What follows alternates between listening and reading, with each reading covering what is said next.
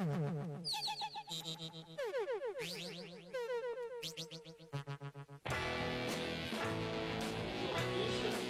l'absence de M. Mercier qui va arriver en cours de séance, eh bien, je commence le conseil. Donc je vais commencer par faire l'appel. Alors, Michel Mercier. Berthoud Jean-Marc. Présent. Auguet Suzanne. Présent. Vignon Pascal. Présent. Darphin Colette. Chalon Cédric. Présent. Largent Daniel. Présent. Longère Michel. Présent. Dupuis Alain. Présent. Le Petit Galant Marion. Présent. Girard Jacques. Présent. Berthier Jacqueline. Présent. Cotin Alain. Présent. Lyons Nathalie. Elle va arriver. Auré Patrick. Présent. Rochard Marion.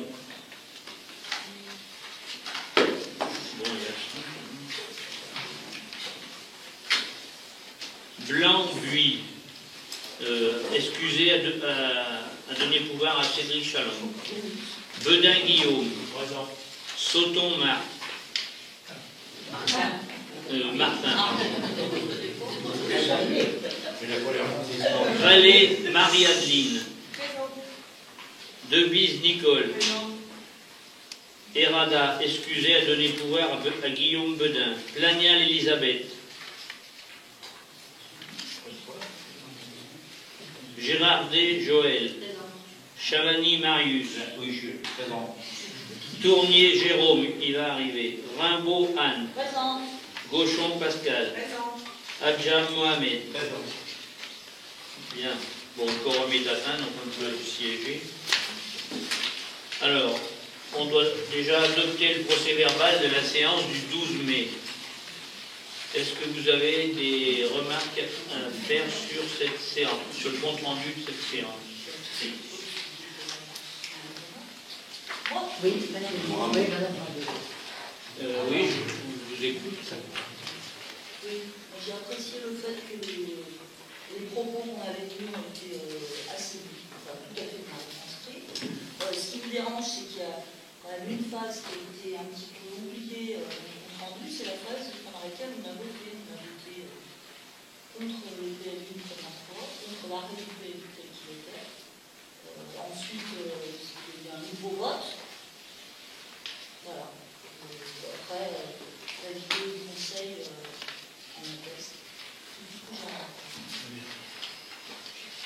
Bien, on va prendre note de votre intervention.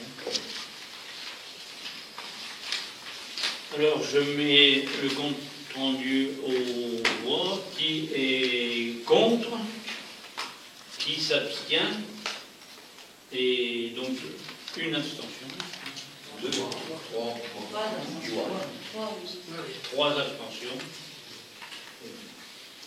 Et adopté. Alors, point suivant. Les rapports. Alors, comme M. Mercier va arriver en cours de séance, on va passer directement au rapport numéro 4, qui est présenté par Cédric Chalon, sur la répartition des produits des amendes de police. Le secrétaire. Là, on a oublié le secrétaire. Alors, qui est candidat pour être secrétaire? Alors, qui est-ce que... Comment? Je serai secrétaire. Ah, d'accord. Donc, Marion, le Petit Galant, est volontaire. Bon, on n'a rien oublié. Alors, M. Chalon va nous présenter le rapport. La répartition des produits des amendes de police 2017. Il est rappelé que chaque année, le conseil départemental doit répartir le montant de la dotation relative aux produits des amendes de police entre les communes de moins de 10 000 habitants pour les projets liés à la sécurité routière. À cet effet, il est proposé de réaliser les travaux suivants. Aménagement de 2 nouveaux parkings sur Tizy-les-Bourgs. Boulevard Alsace-Lorraine face à l'entrée de l'hôpital de Bourg-Tizy et sous le cimetière de Tizy le long du boulevard Bellevue. Ces aménagements sont destinés à offrir des places de stationnement supplémentaires, 5 nouvelles places créées sur le parking en face de l'hôpital, qui qui porterait à 13 places et 15 nouvelles places environ sur le parking situé sous le cimetière de Tizy, qui n'en disposait pas aujourd'hui. Le coût global projeté des travaux s'élève à 24 158 € hors taxes, qui se décompose ainsi. Parking en face de l'hôpital de Bourg-de-Tizy, 14 385,50 €, 50 centimes d'euros hors taxes. Parking sous le cimetière de Tizy, 9 772,50 €. C'est pourquoi, s'agissant d'opérations d'amélioration de la sécurité, la commune de Tizy-les-Bourgs peut solliciter le soutien financier du département du Rhône au titre de la répartition des produits des amendes de police 2017. Le conseil municipal est invité à délibérer afin de prendre acte des opérations de travaux au titre de la sécurité et de leurs coûts, de solliciter une subvention au titre de la répartition des amendes de police 2017 auprès des services du département du Rhône, d'autoriser monsieur le sénateur maire à signer toute pièce afférente à ces dossiers et lui donner tout pouvoir pour intervenir dans les intérêts de la collectivité. Y a-t-il des questions? Les travaux, pour information, les travaux sont réalisés. Donc, je ne sais pas si vous avez pu voir en face de l'hôpital à Bourg-de-Tizy, le traçage de la peinture a été réalisé. Je crois même qu'on a un peu plus de place que... On doit avoir 16 places, je crois. On doit avoir 16 places de disponibles du fait du réaménagement de la place. Voilà. Alors on met au vote. Qui est contre ce rapport, enfin contre l'adoption de ce rapport? Qui s'abstient? Donc il est adopté à l'unanimité.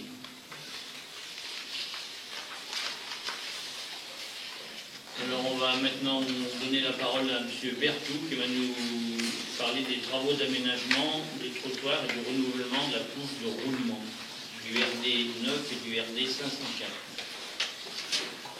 Donc, il s'agit d'une convention entre le département du Rhône et la commune pour des travaux d'aménagement des trottoirs et du renouvellement de la couche de roulement.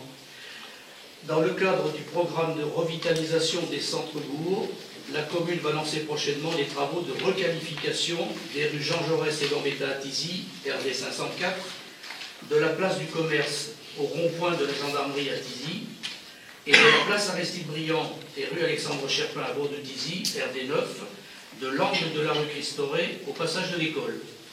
Ces travaux d'aménagement sont réalisés en partie sur emprise départementale et il y a lieu de conventionner avec le département du Rhône afin de définir les conditions administratives, techniques et financières pour la réalisation de la couche de roulement de ces voies départementales en agglomération. La commune assurera la maîtrise d'ouvrage et le financement global des travaux, mais considérant l'état de la couche de roulement de la chaussée que le département aurait eu à refaire, sa prise en charge, estimée à 67 300 € sera remboursée à la commune, correspondant à 7 725 m² d'enrobé au prix du marché département à 11,75 €. Le conseil municipal est invité à délibérer afin d'approuver les termes de cette convention avec le département, de préciser que les crédits pour ces travaux sont prévus au budget et d'autoriser le sénateur maire ou son représentant à signer tout document relatif à ce dossier.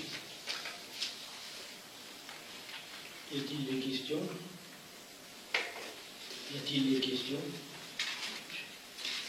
Alors, qui est contre? Qui s'abstient? Donc adopté à l'unanimité. Ensuite, toujours M. Berthoud pour l'acquisition d'un tènement immobilier. Ce tènement immobilier se situe au Ronzy, rue de l'Industrie à Bourg-de-Tizy, et nous devons travailler avec le groupe 3F pour mettre en place une acquisition. Le groupe 3F Immobilier Rhône-Alpes est propriétaire des anciens immeubles HLM situés rue de l'Industrie au Ronzy à Bourg-de-Tizy, qui aujourd'hui sont vacants, vides de tout meuble et laissés à l'abandon, puisqu'ils sont régulièrement visités et même squattés. Ces biens sont cadastrés 025 AD 316 et 508 pour 1397 m² environ d'emprise au sol. Dans le cadre d'un projet de requalification urbain du Ronzy, la municipalité souhaiterait se porter acquéreur de ce bien afin de déconstruire ces anciens immeubles et fluidifier la circulation et les accès, notamment pour l'entreprise Montibert. Effectivement, la sortie d'usine est assez dangereuse et en plus de ça, ça permettrait sur ce quartier du Ronzy d'apporter un espace à la fois d'aération et de respiration. La cession se ferait à l'euro symbolique. Le service France Domaine, dans son avis du 17 mars 2017, a estimé ce bien à 220 000 €. Le groupe 3F nous a confirmé par courriel du 14 avril qu'il disposait de toutes les autorisations des services de l'État pour en vendre ce bien à la commune.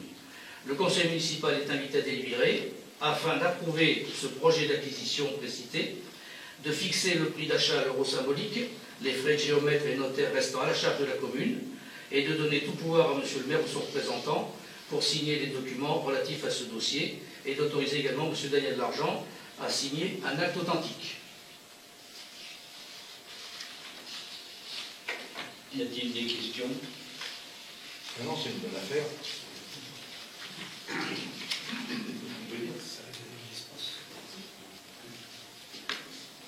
Alors je mets ce rapport au vote. Qui est contre? Qui s'abstient? Donc il est adopté à l'unanimité. Voilà, ensuite. Toujours M. Berthoud, avenant numéro 1 à la Convention d'études et de veille foncière. Cet avenant numéro 1 concerne les anciennes teintures d'Anjou, qu'on appelait autrefois également les usines Martin, je pense.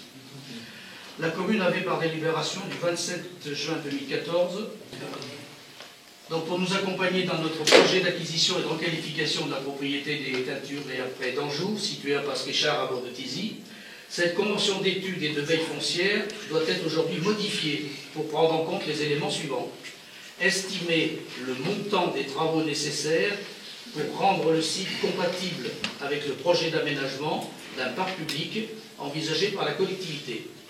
Les travaux de requalification feront l'objet d'une nouvelle convention dite opérationnelle à bilan, une fois connu le résultat des investigations menées sur le site.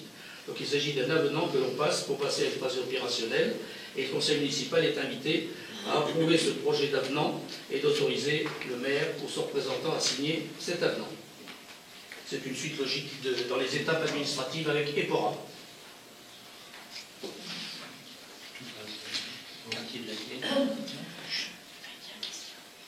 Ah, oui. Il y a une question là. Y a-t-il une question? Je voulais savoir s'il s'agissait toujours d'aménager un arboretum. Est-ce qu'on est resté sur le même projet ou est-ce qu'il y a d'autres aménagements prévus? C'est pas normal. C'est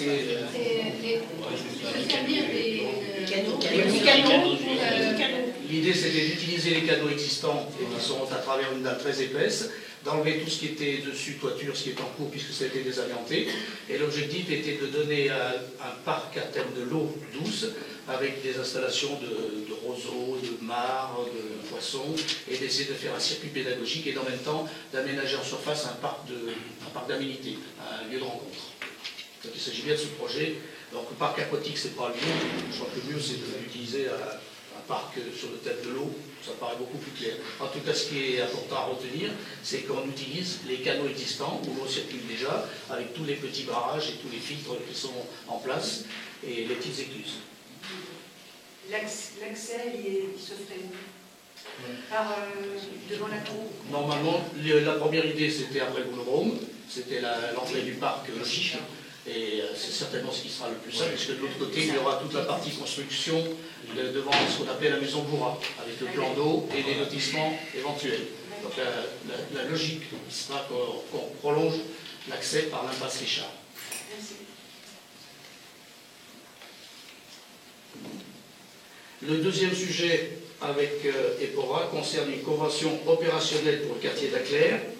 La commune avait par délibération... Ah pardon. Convention pour la fin. Bon, alors je mets ce rapport, donc l'avenant à la convention d'études. Je remets ce rapport au vote. Qui est contre? Qui s'abstient? Donc adopté à l'unanimité. Alors pour le quartier de la Claire, nous sommes dans la même démarche avec EPORA, pour l'accompagner dans son projet d'acquisition et de requalification du quartier de la Claire à Lourdes-Tizy. Cette convention d'études et de veille foncière doit aujourd'hui se poursuivre par une nouvelle convention, dite opérationnelle, pour acquisition, déconstruction et requalification des propriétés. Le périmètre de l'opération, rue Alexandre Cherpin, rue Saint-Roch, durée de la convention 5 ans, le coût de revient de la requalification 928 000,30 € et coût pour la collectivité estimé à 650 000 €. Le conseil municipal est invité à délibérer afin d'approuver les termes de cette convention et d'autoriser le maire à signer tous les documents relatifs à cela. C'est une suite aussi logique. Il y a une étude et après une phase opérationnelle de nouvelle convention pour passer à l'étape suivante. Y a-t-il des questions? Non, une précision, ça doit passer prochainement et pour en conseil d'administration. Le montant pour s'engager. Voilà. Merci. Une question. Le coût de revient de la requalification de 928 000,30 €, c'est l'ensemble de l'opération ou c'est la totalité de la construction, Sur la Claire, l'aménagement? C'est le montant prévisionnel qui pourra... là c'est du Voilà. prévisionnel. D'accord. cette opération. Voilà. Voilà pour la Claire. Qui est contre ce rapport? Qui s'abstient? Adopté à l'unanimité. Alors ensuite, toujours quartier de la Claire. Alors là, il s'agit de donner un accord pour l'acquisition de la propriété Ouaec. La commune avait conventionné avec EPORA, on vient de le voir, pour accompagner nos projets. Et cette convention d'études, là aussi, doit être accompagnée d'une nouvelle convention pour pouvoir acquérir des domaines, des constructions et les requalifier tous ces éléments-là. EPORA doit acquérir la propriété Ouaec, située 43 rue Alexandre Cherpin, cadastrée 025 AC 142, 143, 151, pour 29 000 €. Il s'agit d'une petite maison qui est située juste en dessous de la salle de prière et que l'on voit très bien au 43 rue Alexandre Cherpin, dans le virage en descendant, et il y a un petit jardin en face également. Conformément à la dernière convention, la commune doit valider cette opération par délibération, donnant un accord de principe pour le rachat en fin d'opération de ce bien par la collectivité. Donc vous comprenez la démarche, et pourra travailler pour nous, consulte, concerte, va voir les personnes, achète, et ensuite on a pratiquement clé en main des situations d'opération suivantes. Le conseil municipal est invité à approuver l'acquisition par EPORA de ce bien situé 43 rue Alexandre Cherpin et appartenant à M. Ouaec, et d'autoriser le maire à signer tous les documents. Y a-t-il des questions ou des interventions? Oui. Est-ce que la question, c'est dans le cadre de la requalification du quartier de la Claire? Oui. C'est facile à devenir Dans le périmètre. Non, mais qu'est-ce qui doit advenir de cette propriété? Elle doit être... L'objectif, c'est la déconstruction, de façon à aérer la pointe et élargir le carrefour, puisqu'il y aura peut-être des nouveaux sens de circulation. Donc l'objectif, c'est vraiment la déconstruction.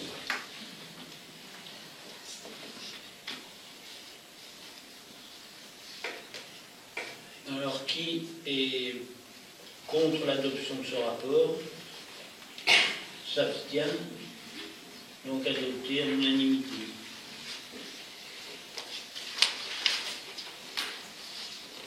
Alors, c'est toujours Jean-Marc. Exercice du droit de préemption urbain par la commune. Il s'agit d'acquérir un bien cadastré 248 AH 89, situé 4 rue Victor Clément à Tizy, pratiquement tout à fait en haut de la rue. Le conseil municipal est informé de la réception d'une déclaration d'intention d'aliéner, c'est-à-dire d'une déclaration de vente, émanant de l'étude de maître Xavier Ginon, notaire à Lyon, visant à purger le droit de préemption de la commune à l'occasion de la vente amiable d'un bien appartenant à M. Jean-Luc Carillon, situé 4 rue Victor Clément à Tizy, cadastré 248 AH 89, 44 mètres carrés de surface au sol, dont le prix de cession est fixé à 10 000 €. Il s'agit d'un petit logement sur 2 niveaux, un peu genre duplex, et qui est à côté d'un ancien commerce qui était peut-être une cordonnerie ici. C'est l'ancien marchand de fouet. Exact. Vu l'intérêt que peut présenter ce bien, soit dans le cadre de l'aménagement de locaux pour redynamiser le centre-ville dans le cadre d'un aménagement urbain ou d'un projet à vocation économique, il convient de saisir aujourd'hui cette opportunité en faisant valoir le droit de préemption de la commune pour les motifs prévus à l'article L301 du Code de l'urbanisme, à savoir mettre en œuvre un projet urbain, mettre en œuvre une politique locale de l'habitat, organiser le maintien, l'extension ou l'accueil des activités économiques et réaliser des équipements collectifs. Vu la déclaration d'intention d'aliéner présentée, vu la délibération du Conseil municipal du 15 février 2013 instaurant le droit de préemption urbain sur le territoire de Thizay-les-Bourgs, sur les zones U et AU des plans locaux d'urbanisme en vigueur, considérant la consultation du service France Domaine en date du 31 mai 2017 et son avis du 6 juin 2017, indiquant que le montant indiqué dans la DIA n'excède pas la valeur vénale de ce bien, considérant que la commune peut engager des négociations sur le prix d'acquisition, le conseil municipal est invité à délibérer afin de décider d'acquérir par voie de préemption ce bien situé 4 rue Victor Clément au prix maximum de 10 000 €, d'autoriser monsieur le sénateur maire à engager des négociations sur ce prix, d'autoriser le sénateur maire à faire valoir le droit de préemption urbain simple de la commune et engager toutes les formalités relatives à l'exercice de ce droit. Un acte authentique constatant le transfert de propriété sera établi dans un délai de 3 mois. Le règlement de la vente interviendra dans un délai de 6 mois. Les crédits suffisants seront inscrits au budget de la commune. Et il faut autoriser monsieur le sénateur maire ou son représentant à signer toutes les pièces relatives à ce dossier et à lui donner tout pouvoir à cet effet. Certainement que là, cette acquisition nous permettra d'avoir une vision beaucoup plus facile du sommet de la rue Victor Clément, avec soit des aménagements économiques de commerce, soit des constructions pour aérer, ouvrir et faire des accès peut-être par derrière aussi, où il y aura des aménagements. Voilà cette explication sur le 4 rue Victor Clément, et ce serait bonne affaire de faire cette acquisition. Y a-t-il des questions, des interventions? Oui. Jean-Marc, une précision sur le dernier considérant. Considérant que la commune peut engager des négociations sur le prix d'acquisition. La droit de préemption pour les lois urbains, c'est 10 000 et il n'y a pas de négociation. Tu vois ce que je veux dire dans le sens? C'était bloqué? C'était bloqué. Pour moi, j'enlèverais cette phrase. Parce que c'est pas on négocie rien, on prend à ce prix-là ou on ne prend pas. On n'est pas là, ça fait. Donc moi, personnellement, je ne sais pas comment c'est dirigé, mais cette phrase. Le règlement dit que la commune peut engager des négociations. Oui, mais je pense qu'en dessous de 10 000 à ce niveau-là, je pense que ça pourrait peut-être je sais qu'on a la possibilité de le faire. C'est une bonne affaire. Je n'ai pas vu le rapport des domaines, je ne l'ai pas eu de l'avoir, mais il devait être un petit peu supérieur, peut-être, je ne sais pas. Oui. Donc, non, c'est le contraire. Contraire? Est-ce que je peux intervenir? Oui, allez-y, contraire. Normalement, en fait, normalement, on peut acquérir au prix fixé par les domaines. Tout à fait. Du fait que les domaines disent juste que le prix n'excède pas la valeur vénale, Oui. on a possibilité de négocier. On le fera ou on ne le fera pas. On n'est pas obligé de le faire, mais on a une possibilité de le faire. Mais sans le confrère, ça sera pas des fois. Enfin bref, c'est juste une précision. D'accord.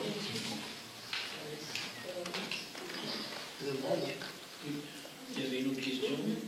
En fait, si je comprends bien, c'est commencer l'acquisition des biens qui font partie du pâté de maison dont on a parlé en commission générale. C'est-à-dire que si on... C'est quand même important, c'est une étape qui entérine le fait qu'on commence à acheter des biens sur ce pâté de maison. Et on commence à se porter acquéreur, et donc on entérine le fait que ce pâté de maison appartiendra à la commune, c'est la commune qui se chargera ensuite de son aménagement. C'est ça? Mais c'est bien ça. C'est bien ça. C'est exactement la présentation qui a été faite en commission générale du Conseil. On a bien vu cet îlot au sommet de la rue Victor Clément, qui permet un aménagement et qui avait même la possibilité de travailler sur l'arrière. Il y avait un petit problème de cours qui était peut-être nécessaire, d'équilibre, mais il y avait une question de niveau, et ça devrait bien aller. On a une bonne place à gagner. Ce qui veut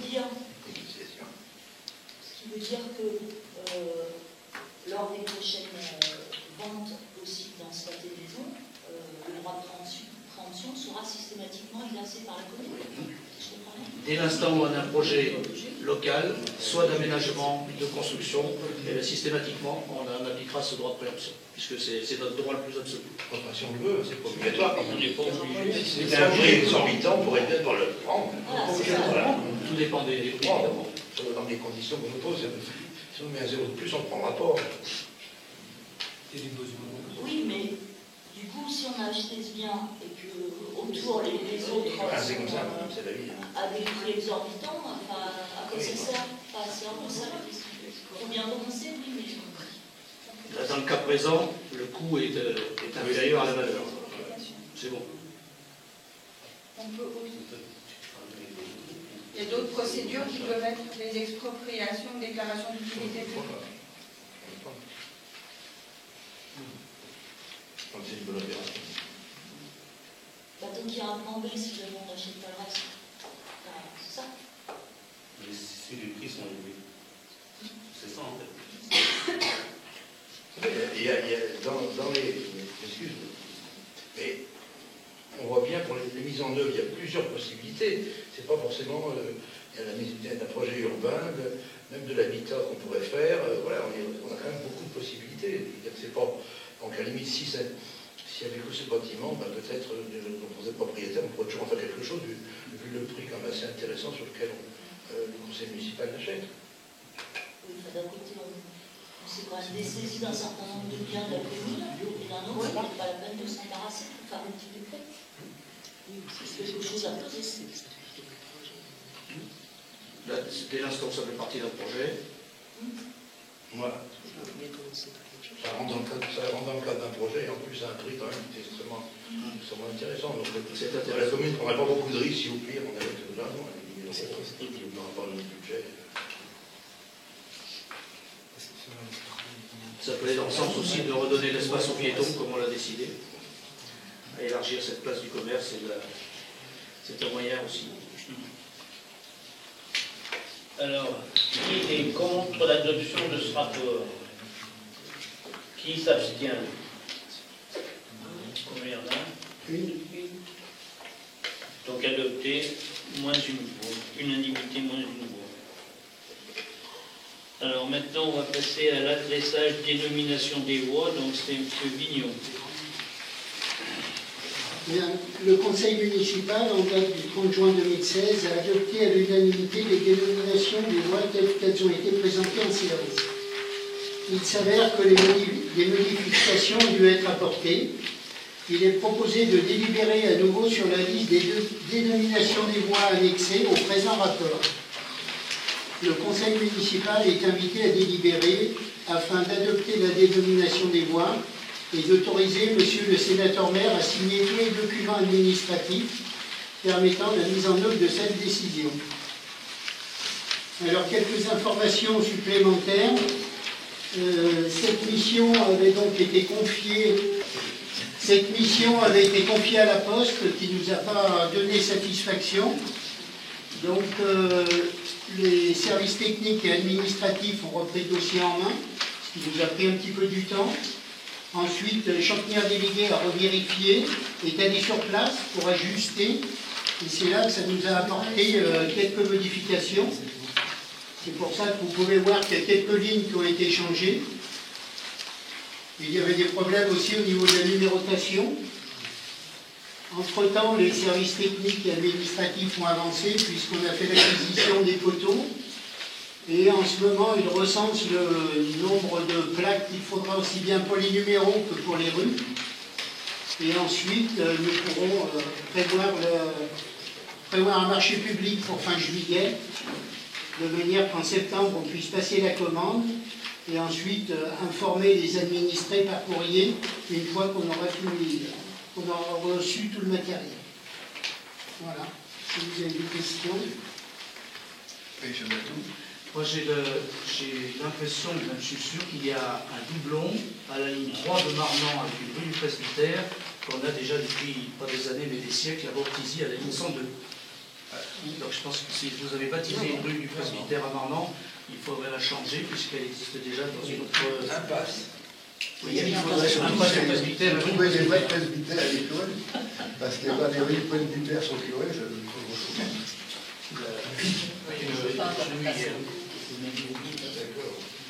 C'est une proposition de préfet, ça je pense. Une erreur dans l'écriture de la rue Maréchal de l'Âge de Tassigny. Alors, au niveau de l'orthographe, ce qui serait bien, c'est que chacun puisse relire. Et n'hésitez pas à faire les retours pour la semaine prochaine à Cécile Polos. Vous l'envoyez par mail, de manière qu'on puisse être assez réactif au niveau des orthographes et qu'elle puisse vérifier aussi sur les plans de l'hygiène. Oui. Moi, j'ai déjà fait le retour pour rue Maréchal de l'Âge de Tassigny. Oui, c'est été noté. J'ai donné à Cécile. Oui. C'est fait. Oui, je l'ai donné. Oui, M. Tournier a la parole. Vous l'aurez après. Ah, pardon. Voilà. Allez, Jean. Oui, en fait, moi, c'était juste concernant les numérotations de la loi Marius, c'est numéroté. J'ai un peu l'impression que c'est numéroté de manière un peu anarchique. Donc, ça veut dire que on va refaire les numéros sur chacune des maisons. Mais ça concerne combien de buts? La numérotation. Actuellement, il y a une numérotation? Non. Si, mais j'ai l'impression qu'elle est aléatoire quand même. Enfin, Non, c'est peut-être non. une impression, mais... Normalement, il n'y a jamais eu de numérotation dans les lotissements, sauf si les gens l'ont fait par eux-mêmes. Ah, d'accord. Donc l'idée qui avait été retenue, c'est de mettre une numérotation métrique dans les lotissements, parce que c'est plus facile pour les gens qui viennent en visite de trouver trois médecins, ou c'est plus facile de regarder de mettre et de garder les numéros classiques dans les centres-bourgs. Normalement, on va indiquer à chacun, dès que tout sera complet, d'accord, on va faire une lettre qu'on enverra à chaque habitant, en lui indiquant le nom de la rue où il habite. Ah oui, vous allez dire. Et le numéro, et conformément à la loi, la commune prendra en charge le panneau indiquant le nom de la rue et le numéro. Et on donnera la plaque au propriétaire qui mettra, codera, vissera, fera ce qu'il voudra, l'accrochera avec une ficelle sur sa propriété. Madame Plania. Alors, sur la chapelle de Mardor en ligne 8, chemin de la Vidette, 2L, c'est juste un problème d'écriture. C'est cassé, quoi. C'est en ligne 8. 8, chemin de la ville. Il y a 2L. La chapelle. Et si vous pouvez faire un retour, plutôt qu'on reprenne ligne par ligne, vous faites un retour à Cécile. Oui, j'ai une autre question qui n'est pas notée là-dessus. Rue Roche-Bâtie. Oui. Alors je vous parle, bon, c'est maman. Elle est au 1. Le lotissement qui a été construit PAC est au 1 bis, mais il est avant. Est-ce que ça va être revu en même temps? Parce que c'est pas logique quelque part. C'est pas logique, mais si on s'est habitué. Eh ben non, justement. Alors, ça sonne souvent chez elle. Alors vous me direz, son numéro, il n'y est plus sur la porte. Mais bon, hein, on est d'accord, oui. Il me semble. Je savais que vous alliez me le dire, mais néanmoins, oui. je veux bien mettre le 1, mais le 1 bis c'est avant, donc c'est pas cohérent. À la limite, s'il faut mettre le 1 bis, je lui mettrais le 1 bis, et eux, ils seront au 1. Ouais. Moi, ce que je voudrais, c'est quand même, quand il y a des numéros, qu'on les change le moins possible. Parce que ça va créer des gènes pour rien du tout. Parce qu'au départ, on a eu beaucoup de problèmes. Aujourd'hui, tout le monde reçoit ses factures. Parce que quelqu'un n'a pas reçu ses impôts. Alors, ça nous trouve toujours. Ben voilà, c'est bien la preuve que ça marche. Donc, on est obligé, parce que c'est la Poste qui nous le demande. Et puis alors, il y a un problème, Pascal pourrait le dire mieux que moi, c'est que pour les GPS et puis pour l'Internet, on nous dit vous n'aurez pas Internet à haut débit parce que vous n'avez pas des adresses. Je ne vois pas bien le lien, mais enfin, visiblement ça existe, et donc il faut qu'on ait ces adresses. Et si on veut passer à Internet très haut débit, parce que c'est l'argument qui nous a avancé aujourd'hui, c'est vous n'avez pas d'adresse. Donc on va passer l'adresse. Alors ce qui serait bien, c'est que vous regardiez, ça fait 2 ans qu'on travaille dessus maintenant. Alors au lieu de mettre la rue du Presbytère, vous n'avez qu'à mettre rue de la Cure. À moins qu'il y en ait déjà 2. Ben, surtout, enfin, je trouve qu'on ne va quand même pas se battre pour des rues du Presbytère vaincu, et alors qu'il n'y a plus de curé. C'est un paradoxe. Est-ce qu'il y a d'autres questions? Écoutez, je veux remercier tous ceux qui travaillent cette affaire, avec Pascal, et le maire délégué qui passe beaucoup de temps, les fonctionnaires qui en passent beaucoup également, pour qu'on arrive à un résultat. Et vraiment, je vous remercie si vous pouviez bien vérifier une fois pour toutes que les noms de rue vont bien. Alors après, il va y avoir un grand moment, ça va être pour les numéros métriques. C'est fait. C'est fait? Oui. Parce que je pense que chacun va vérifier avec son compteur de voiture. Et donc, je crains que qu'il n'y en ait pas un qui ait le même nombre de mètres. Monsieur le maire, il y a des communes déléguées qui vont faire pied, vous vous souvenez? On va faire des pas, sans pas. Oh, sans pas.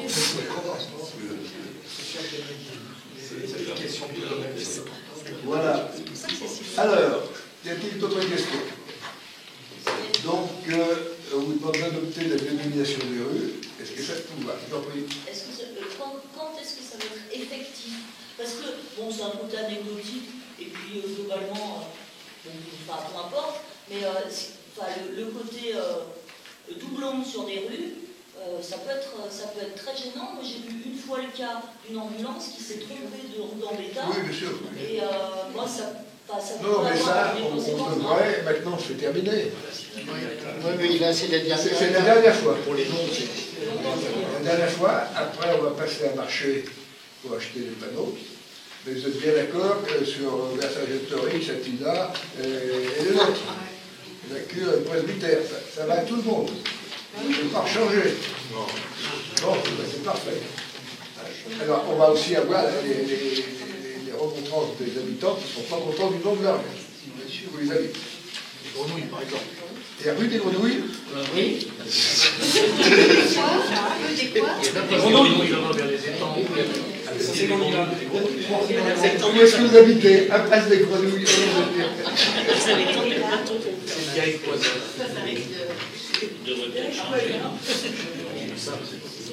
Bon. Donc je vais au voir le rapport présenté par M. Vignon. Qui est contre? S'abstient. Il est adopté à l'unanimité. Alors, vous avez fait le PDIPR? Non. Alors, sur l'ordre départemental des itinéraires promenades de M. Chalamy. Il est rappelé que la convention en date du 6 octobre 2016, signée avec le département du Rhône et la communauté d'agglomération de l'Ouest rhodanien relative à l'aménagement et à l'entretien des itinéraires de promenade et randonnée, la commune est compétente pour l'entretien des chemins. Un tronçon de circuit situé au lieu-dit la forêt, à Beauvais-Visy, actuellement inaccessible, traverse des propriétés privées, engendre des conflits de voisinage et nécessite des travaux d'entretien lourds pour leur maintien ou remise en état. Pour ces motifs, il est proposé en concertation avec le département du Rhône de supprimer cet itinéraire avec autorisité de tracé selon le plan joint. Le conseil municipal est invité à délibérer afin d'accepter la modification du tracé du circuit de l'hiver tel qu'annexé à la présente délibération. D'autoriser monsieur le sénateur maire à signer tous les documents relatifs à la bonne application de cette décision. Avez-vous des questions? Oui, M. Berthoud. Simplement un témoignage qui confirme que c'est une bonne décision que de supprimer cette boucle. Chaque fois qu'on est allé sur le terrain avec les brigades vertes pour pouvoir travailler, Nous avons été chassés, et ça s'est même très bien passé, puisqu'il y avait certaines menaces assez graves. En plus de ça, on passe sur des propriétés privées, c'est pas accessible, c'est un boulot énorme, donc je pense que c'est sage d'arrêter de faire cette boucle qui est pratiquement impossible à nettoyer et à arranger. Elle n'est que source de conflit et d'ennui. Ce qu'il faut surtout, c'est déclasser le chemin, parce que si on n'a pas le droit d'y aller, on va le laisser bouler. Il n'y a aucune raison. Par contre, les gens auront des vrais problèmes avec la poste, qui ne rentrera pas livrer le courrier sur la voie privée. Et ça, c'est pas à faire.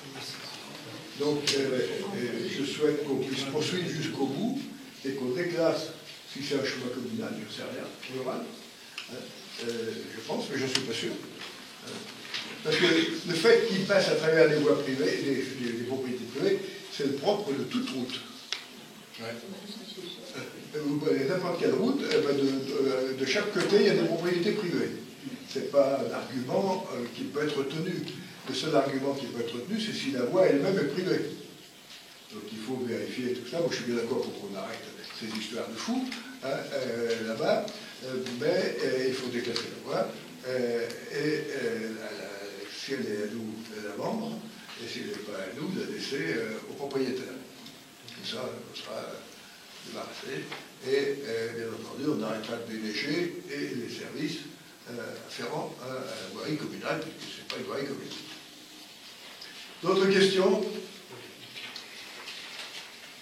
Je vois le rapport présenté par M. Chevalier. Y a-t-il des oppositions? Il n'y en a pas, il est adopté. Ensuite, alors,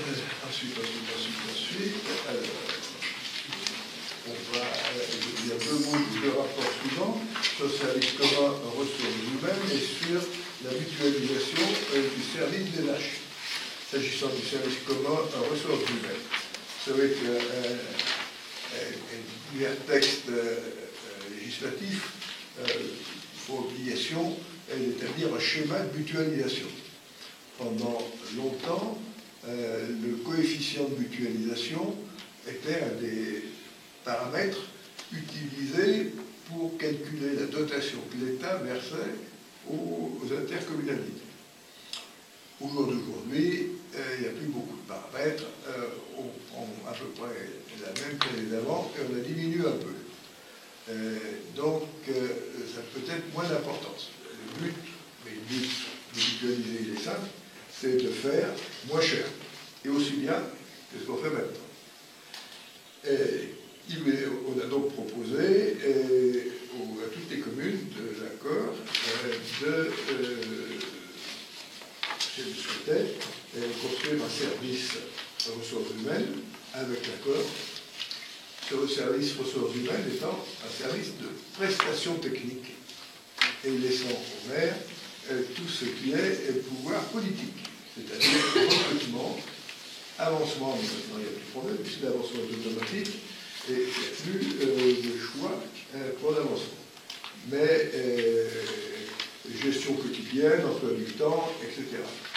L'accord se bornant, en fait, à établir des bulletins de paye, qui ne présentent pas un intérêt grandiose à établir, parce que c'est une machine qui les fait, les diverses déclarations fiscales et sociales, et c'est tout. Alors le coût est de 20 € par bulletin et par agent par mois.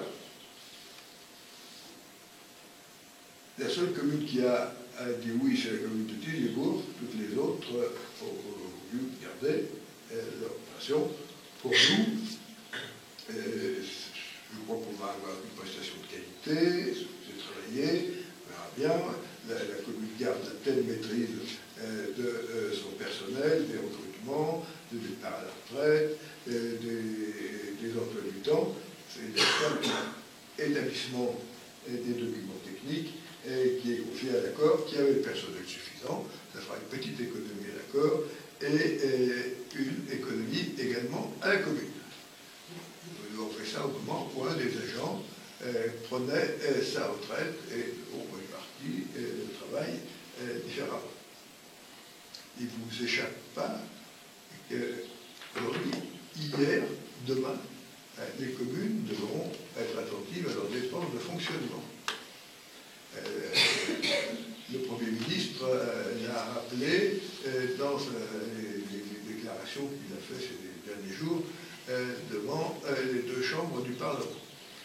Donc on a là, sans perdre aucun pouvoir sur les agents, et dans la relation entre commune et agents, on achète une prestation technique fournie par l'accord et qui permettra aussi à l'accord de mieux utiliser l'ensemble de son personnel. Voilà le contenu de ce rapport que je propose de délibérer et d'approuver si vous avez compris. Y a-t-il des questions? Je mets au revoir le rapport que je viens de présenter. Qui est pour? Qui est contre? Qui s'abstient? Il est adopté. Je vous remercie. Après, dans le même esprit, on a le problème des archives. Alors, le problème des archives, c'est que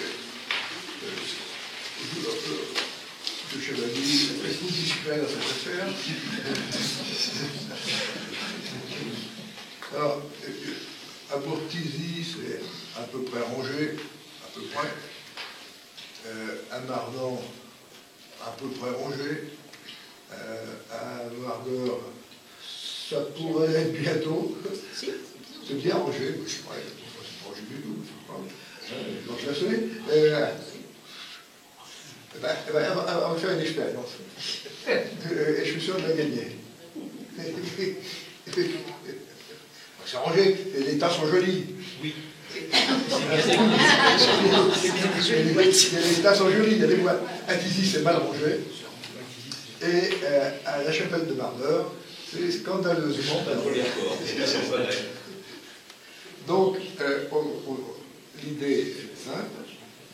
On a quelques archives de grande valeur. Par exemple, vous avez ici, les plus belles, elles sont au grenier là-haut, vous avez le procès dans le Parlement de Paris des bourgeois de Tizy sur l'utilisation du four banane. C'est un document d'une qualité rare, on peut le lire comme ça, parce qu'il est très bien écrit avec les écritures d'aujourd'hui, alors qu'il date de 1780, et on peut lire sans problème toutes les plaidoiries et les décisions de la Chambre compétente du Parlement de Paris. Après que le mariage ait rendu son jugement. Donc c'est une pièce qui vaut la peine, on a d'autres pièces d'ailleurs qui sont très bien dans l'ensemble des archives, mais elles ne sont pas mises en valeur. Donc l'idée, c'est d'abord de trier les archives.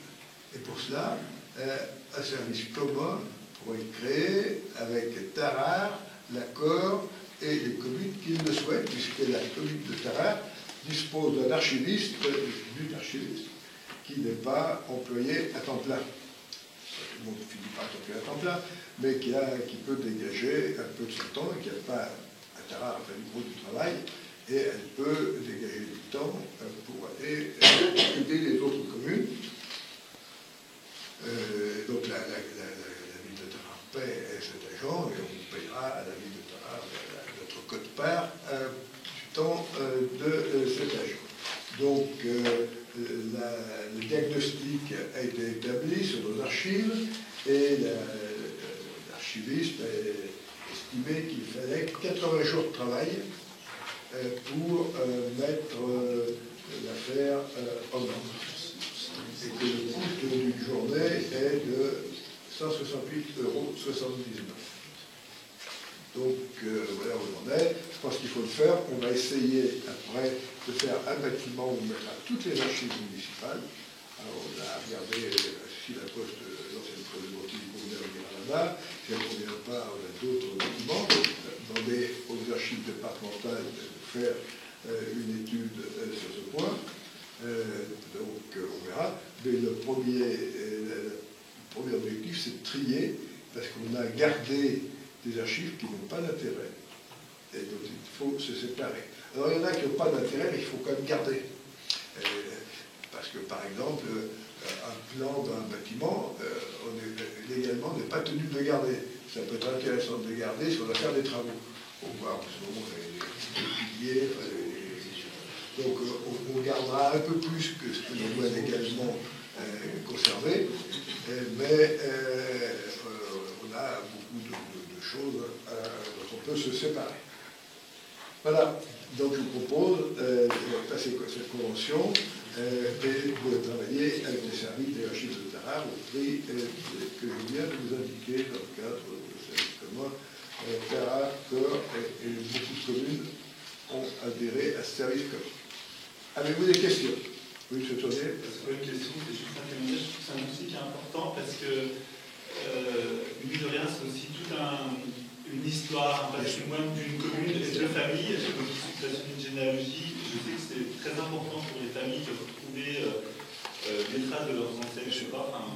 Et je pense qu'on pourrait même aller plus loin en essayant de les numériser, ces archives-là, et les avoir sur le site de la commune, si c'était possible. Alors, on a numérisé toutes les archives d'état civil depuis 1913. Ce qui veut dire que, sur un peu plus d'un siècle, on a tout numérisé. Alors, après, il y a des plus anciennes. Mais on a des archives très anciennes dans nos communes. Les archives d'état civil sont des années 1650 à peu près, les plus anciennes. Alors, il y en a qui sont très lisibles, et d'autres beaucoup moins. Et ce qui est intéressant, c'est de voir qu'on a par exemple, c'était à une époque où ce sont des prêtres qui assuraient l'état civil. Avant la Révolution, c'était les curés qui savaient plus ou moins bien le non, d'ailleurs. Alors, pas de dérive, M. Tournier, s'il vous plaît. Non. Et ce qu'il y a, c'est qu'un peu avant la Révolution, d'ailleurs, puisqu'il y a eu l'état civil des protestants sous Louis XV. Mais ce qui est intéressant, c'est qu'on a, par exemple, des livres d'état civil sur chacune des églises. Par exemple, ici, on a Notre-Dame et le château, puis Saint-Pierre et Saint-André. Tout ça est intéressant. Et puis, Saint-Laurent, et puis, à la chapelle. Donc, on va essayer de retrouver tout ça. On mettra en valeur ce qui doit être mis en valeur, et puis de classer après les archives suivant les normes retenues par les archivistes. D'autres questions? Donc, je vous envoie le rapport que je viens de vous présenter. Qui est pour? Est adopté à l'unanimité. On va aller dans l'autre sens. Hein? Je vais la prendre, oui, bien sûr. Voilà, voilà. D'abord, je vous prie d'excuser mon retard, je n'ai plus pourtant en train de le dire, mais il y a eu un accident de personne sur la voie, j'ai respecté.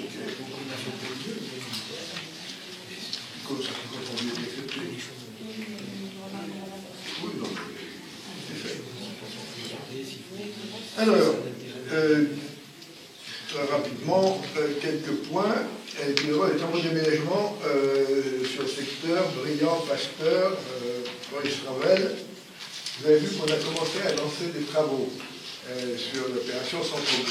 Les travaux qui se déroulent actuellement ne sont pas des travaux communaux.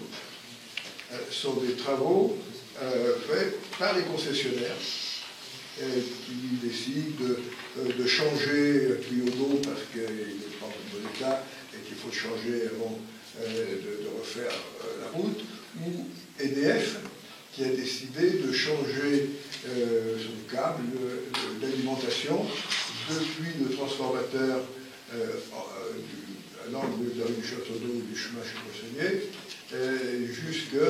en descendant par la place Saint-Jean, la rue du Midi, remontant la rue Gambetta et allant terminer vers la gendarmerie, je ne sais pas trop où, il va y avoir un transformateur par là. Donc ça, ce sont des travaux qui ne sont pas des travaux communaux, mais qu'il faut faire quand même, et avant qu'on fasse nos travaux, parce que ce n'est pas la peine de recreuser des trous tout de suite après, si c'est possible. Donc les travaux que vous voyez en ce moment, à rue Alexandre Charpin, sont des travaux que fait le syndicat des eaux pour changer la colonne d'eau en bas de la rue Alexandre Cherpin, et puis rue Jean Jaurès, le syndicat des eaux qui fait des travaux pour changer la colonne d'eau, et rue Julien Petit, c'est EDF qui fait ses travaux. Nous, on va en faire après. Et on va commencer par les travaux d'aménagement du secteur Briand, Pasteur et place Maurice Ravel depuis Tizy jusqu'à Bortizy. Donc je ne reviens pas sur le détail de ces travaux. On a fait une commission générale pour que vous ayez une vision complète de ces travaux. Je rappelle que sur Briand-Pasteur, le plus gros morceau, c'est l'aménagement d'un parking devant la bibliothèque. Que le changement par rapport à ce que vous avez vu, c'est qu'initialement, on avait gardé un mur, parce que le PLU ancien de Bortizy voulait qu'il y ait des murs. Quand on a vu à quoi c'était beaucoup mieux quand c'était ouvert, l'architecte des bâtiments de France était d'accord pour qu'il n'y ait pas de mur. On va faire un petit parvis, et puis il sera ouvert, ça dégagera la bibliothèque au fond, et on va aménager.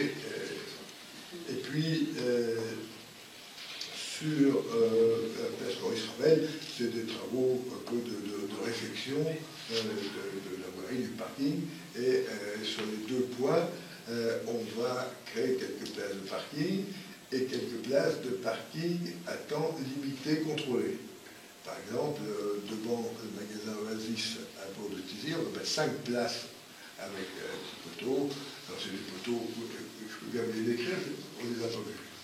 Donc c'est de la pure imagination, mais ce qu'on a demandé qu'on nous présente comme petits poteaux, c'est des poteaux, tout ça, avec une lumière verte quand vous entrez dans le parking, et puis au bout du temps limité, elle devient rouge, et le policier municipal, il fait une photo avec son appareil, avec des PV, et c'est fait. Voilà. Donc on va mettre 5 places à temps limité devant le magasin Oasis, et puis place Maurice Ravel, au fond de la place, on va mettre... là, vous avez des gens qui viennent à 8h le matin, qui repartent à midi, qui viennent à 2h, qui repartent à 18h, donc il va y avoir une douzaine de places, ou 14 places, je ne sais pas, qui seront à temps limité pour qu'on puisse aller, là aussi, pour les gens qui le veulent, avec commerce plus facilement.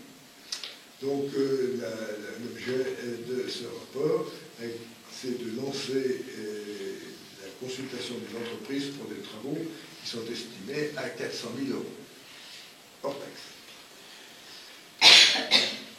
Voilà, donc il y a eu beaucoup de réunions publiques, on a informé les gens, on va mettre des panneaux supplémentaires pour confirmer les informations qui ont déjà été données, parce que même quand on les donne, au bout de quelques temps, on ne se souvient plus.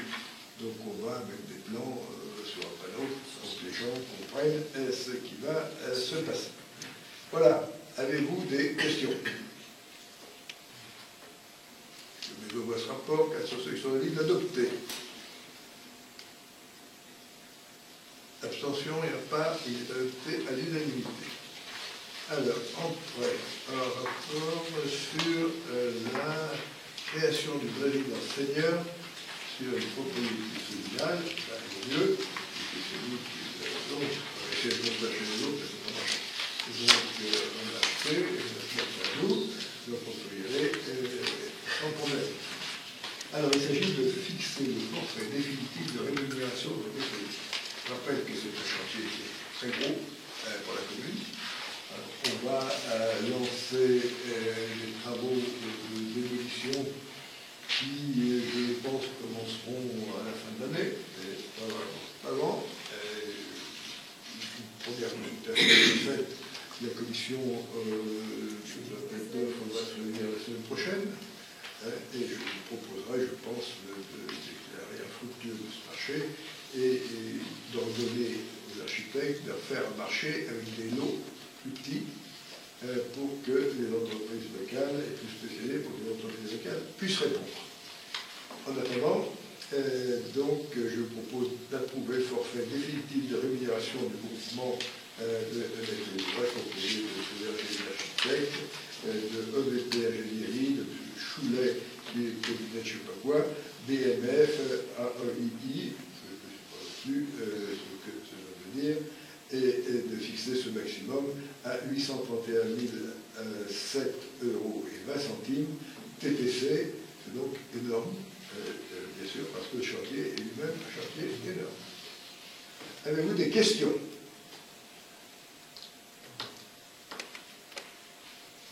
Je mets au voie ce rapport. Quels sont ceux qui sont d'avis de l'adopter? Qui est pour? Il est adopté à l'unanimité, je vous remercie. Toujours sur l'opération résidence senior. Le coût provisionnel du projet s'élève à 4 883 481 € sans la chaudière, puisqu'on aura un projet chaudière à côté qui concernera la résidence, la mairie et peut-être la salle des fêtes et l'école de musique. On attend les dernières études. Donc 483 481, c'est la démolition de la partie qui sera démolie et la reconstruction, la rénovation de la partie conservée et la construction des 39 appartements. Donc aujourd'hui, nous avons fixé ces 483 481 €. Pour l'instant, nous avons reçu des subventions de l'État qui s'élèvent grosso modo à 675 000 €, deux subventions exceptionnelles de 150 000 chacune et une subvention du Fonds de soutien à l'initiative locale de 375 000. Et nous sollicitons de l'accord une subvention de 289 890 sur le fonds chaleur, on va dire ça comme ça, pour faire plus simple, c'est le fonds sur les crédits d'État que l'accord a reçu pour faciliter l'isolation et la moindre consommation d'énergie. C'est dans le cadre de l'opération TEPOS. Donc aujourd'hui, on a à grosso modo 900 000 € de subvention, pas tout à fait 1 million. Il faudra rajouter une subvention de la région qui va arriver. J'ai eu M. Wauquiez au téléphone plusieurs reprises ces derniers temps. Même si j'ai lu n'importe quelle connerie dans le journal, ça peut toujours occuper X, Y ou Z, mais on peut ne pas avoir les mêmes opinions et travailler ensemble. C'est ça aussi la République. Donc, j'ai obtenu, tout seul, de M. Wauquiez, une subvention de 625 000 €, qu'on affectera probablement à la résidence senior. Et 150 autres 000 qui sont dans le contrat que la région va nous donner, et qui ont été attribués avec le conseiller régional de référence, 150 000, seront affectés aux travaux de centre-ville. Donc, nous avons également des négociations avec la CARSAT, qui va intervenir de deux façons, par un prêt sans intérêt et par une subvention. La subvention ne sera pas très importante, de l'ordre de 100 000 €, ce sera déjà pas mal, parce qu'on arrivera comme ça à un taux de subvention qui sera relativement important. Donc, l'objet de ce rapport, c'est bien sûr de solliciter officiellement la subvention de l'accord. Je pense qu'on n'aura pas d'opposition pour prendre une subvention, et de faire un peu le point sur le financement de cette opération. Avez-vous des questions? Pas de questions? Je vais ce rapport. Quels sont ceux qui sont d'avis de l'adopter? C'est adopté à l'unanimité. Je vous remercie. Ensuite, nous avons un rapport sur les boutiques estivales. Vous avez pu voir qu'on a commencé avec les boutiques éphémères à avoir une petite activité. Je vous demande d'aller rendre visite aux artisans qui sont là. Alors, ce week-end, c'est ouvert. Alors, donc si vous avez le temps de passer, c'est quand même pas mal. Allez voir, ils ont fait vraiment des efforts. Il y a Par exemple, la rue du Château, dans le magasin de Mme Medveille, il y a des jolies choses. Ça ne plaît pas, mais il y a plein d'artisanat d'art, et c'est plutôt bien, vous pouvez aller le voir, c'est bien. Alors il faut fixer clairement la présence forfaitaire. Alors on avait fixé à 50 € pour 4 week-ends. Alors on nous demande de fixer pour un week-end, 2 week-ends et 3 week-ends. Parce qu'il y en a qui n'ont pas, il y en a plus qui viennent, il y en a qui ne viennent pas, enfin c'est une histoire d'artistes. Donc 13 € pour un week-end, 26 € pour 2 week-ends, 39 € pour 3 week-ends et 50 € pour 4 week-ends.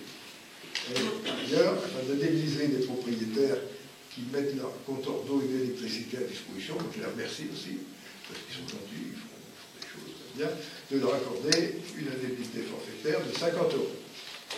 Puisque même si les gens viennent le week-end, la semaine, ils ne peuvent pas utiliser leur local, puisqu'il y a le dépôt de l'objet d'art. Avez-vous des questions? Je vois ce rapport. Qui est pour? Adopté à l'unanimité, je vous remercie. Alors, aide à l'habitat, on aura probablement à chaque fois un ou deux dossiers qui passeront, il y en a qui commencent à arriver. Il faut vraiment que là, on aille plus loin dans l'information des propriétaires. On va écrire à tous les propriétaires de la zone de l'hypercentre. Normalement, les services doivent établir cette liste des propriétaires. Ah ouais. Mercredi prochain, on a la réunion scolaire. Ah bah, c'est bien, vous avez fait la liste. Bien, plutôt que de faire des arrêtés à la mandatoire, c'est de faire des listes complètes. C'est bien. Vous expliquez pourquoi il y a 2 panneaux stationnement thermique devant le boulanger. C'est le seul endroit où il y en a. Mais si, c'est vrai qu'il donne à faire à des hommes, on leur donne du choix à manger, on peut leur faire. C'est tout. Donc là, on a monsieur Bouvin du Terrail, qui habite au Montelier-Marnant, donc qui n'est pas dans l'hypercentre, mais qui a quand même droit à une participation communale, qui fait des travaux d'isolation des combles, de menuiserie, qui va avoir une cheminée chauffée, et qui dépense pour chauffer, et pour qu'elle ait une cheminée, l'isolation, près de 20 000 €. Et il va donc recevoir de l'accord 2 500 € et 1 250 € de la commune. Ce qui fait une somme qui n'est pas négligeable de 3 750 € de subvention sur 20 000 €, grosso modo, de travaux. Et j'ajoute que si ce monsieur paye des impôts, il a également le crédit d'impôt qu'il peut utiliser. Avez-vous des questions?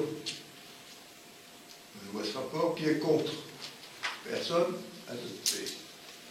Ensuite, réhabilitation et mise en conformité des salles de sport. Les 2 salles de sport, vous avez inscrit au budget des sommes relativement importantes, je inscris à 400 000, je me souviens, entre la réfection de la salle du Wé à Bourg et de la salle Chabou à Tizy. Le travail technique qui a été fait, les commissions ont choisi un architecte qui est Mme Cinquin, si je ne me trompe pas, et qui a travaillé. Elle a estimé, les travaux qu'il conviendrait de faire aujourd'hui, les plus urgents, à 291 000 € et 130 000 pour la salle Chabou et 161 000 pour la salle du Wé. C'est ça? Ou pour jeudi, oui. En fonction de ce qu'il faudra faire. Grosso modo, on est à 300 000 €. Donc, je propose de m'autoriser à solliciter des subventions d'investissement relatives à ce projet. Il va y avoir pour contrat triennal une somme qui reste et que l'on peut solliciter du département, madame la conseillère, du département. Et les crédits sont déjà inscrits au budget. Avez-vous des questions? Oui, Jean-Paul Chatonier. Concernant la salle Chabou, oui. Il y a une salle de musculation en haut, oui, qui est utilisée de manière aléatoire. Libre, on va dire. Libre. Est-ce qu'il y a quelque chose qui est prévu pour essayer de mettre un peu d'ordre dans cette d'utilisation. Je lui répondais à M. Tournier, il est tout Tournier. Il a dit la dernière fois, je sais, mais depuis la dernière fois, ça a évolué. Ça a évolué dans quel sens? La clé. Il y a M. Tournier, et je vois bien qu'il y a un mouvement général dans ce pays vers l'ordre et la sécurité. Et il voudrait savoir quand est-ce que tu vas mettre de l'ordre dans l'utilisation de la salle de musculation. Ça a bien c'est normal qu'il y ait un peu d'ordre dans son utilisation. On a le problème avec la clé, oui, je sais bien, qui est détenue par tous ceux qui veulent. Le club de gymnastique, à disposition de tous. Moi je l'ai pas, je voudrais me muscler un peu. J'ai aucune clé, même pas de chez moi. Je vous donnerai une clé, il n'y a pas de souci. Il y a une utilisation qui est très difficile, effectivement, parce que d'abord, des clés ont été perdues à une époque. C'est des clés qui normalement ne peuvent pas être refaites, mais malgré tout, voilà, elles circulent. Et le problème, c'est que de les donner à plusieurs utilisateurs, forcément, au bout d'un moment, on se les passe. Et le problème, après, on ne peut plus rien maîtriser. Alors, bon, avec le club de gymnastique présidé par M. Marchand, compte tenu de son âge, j'essaye de ne pas trop le bousculer, malgré diverses... On a changé la clé plusieurs fois. Diverses recommandations. Et c'est très bien parce que ça soutient l'activité de l'établissement de double de clés. Dès qu'on change la clé, on voit des queues dans les deux magasins qui font des clés, et chacun fait faire la sienne. Normalement, elles ne s'en font pas, c'est sûr. Elles ne s'en font pas, il y a un problème. Elles ne s'en font pas, mais elles circulent. Elles circulent, voilà, elles circulent. Mais bon, ceci dit, il n'y a pas de gros problème sur l'utilisation. Il y a même s'il n'y a pas de problème sur l'utilisation, on va quand même une utilisation qui n'est pas on va essayer, on va regarder. C'est vrai, mais c'est très très compliqué. On va regarder d'abord, il y a quelques appareils à changer, pas tant que ça. Non, pas tant. Ils sont plutôt, ce qui est miraculeux, c'est qu'avec les règles de fonctionnement de cette affaire, on pourrait s'attendre à ce que les appareils soient en mauvais état. Il y en a un qui est un peu usé. Oui, il y a un vélo qui est un peu usé, mais les appareils sont en mauvais état. Les autres sont plutôt en bon état. Si, il y a des dossiers qui sont... Mais on va les changer. On va remettre, et on essaiera à ce moment-là de faire un petit peu de discipline. Moi, ce qui m'énerve le plus, c'est que quand je vois éclairer la nuit. Et que les gens viennent librement. Et c'est quand même l'avantage d'avoir une commune qui reste une petite commune, où on peut utiliser des choses sans qu'il y ait trop de règlements, surtout qu'on n'a personne pour faire respecter le règlement. Mais ça nécessite une forte responsabilisation. Moi, je ne demande pas grand-chose, je demande qu'ils baissent l'interrupteur quand ils partent. Parce que, malheureusement, quand je me lève, je vois que ça m'empêche de dormir. Et je vois ce gaspillage d'éclairage de temps en temps. Donc il faut, on va regarder cette question. Ce marchand est très gentil parce qu'il est très dévoué, c'est un grand sportif, mais bon, c'est pas facile de faire tout ça. Et il manie plutôt bien l'affaire. C'est pas trop mal. Parce qu'il connaît tous les gens qui y vont. Mais c'est pas trop mal. Mais on va lui dire qu'il faut qu'il fasse un effort. Je demande sa liste des adhérents parce que j'ai fait des contrôles avec le policier municipal sur les véhicules et tout, et j'attends toujours la liste. Voilà, mais c'est un fonctionnement qui est très difficile. On va voir. Et le club de gymnastique est limité à utiliser la salle. Non, toutes les associations sportives. C'est bien ça le problème. On met à disposition à tout le monde les équipements sportifs. Et j'ai fait dernièrement la réunion là avec les professeurs de PS. Même avec eux, j'ai des soucis. C'est vous dire comment je peux en avoir avec des, entre parenthèses, des privés, des particuliers. Parce que voilà, il y a un manque de respect. Mais il n'y a pas un gros problème. Honnêtement, moi je suis quand même assez content de voir qu'il n'y a pas de détérioration. Non, il n'y a pas de détérioration. Pas de dégradation. Les dégradations qu'il y a, c'est vraiment dû à l'usure des matériels. Après, s'il y a bien une installation qu'on doit revoir peut-être l'année prochaine, c'est plutôt Victor Clément, qui est plus personne pense qu'on l'a, mais on l'a. Et c'est pas si mal que ça. Pendant des années, on n'avait que ça. Tout le monde était content de l'avoir. Maintenant, ça a changé, mais ça nous permet d'avoir plusieurs salles entre Tilly et Bourg.